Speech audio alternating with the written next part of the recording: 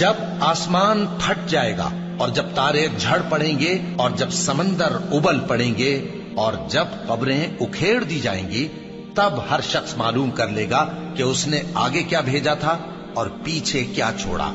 اے انسان، تجھ کو اپنے رب کریم کے بارے میں کس چیز نے دھوکہ دیا؟ وہی تو ہے جس نے تجھے بنایا، پھر تیرے اعضاء کو درست کیا اور تیری قامت کو معتدل رکھا، جس صورت میں چاہا تجھے جوڑ دیا۔ مگر افسوس تم لوگ جزا کو جھٹلاتے ہو، حالانکہ تم پر نگہبان مقرر ہیں، یعنی معزز کاتبین۔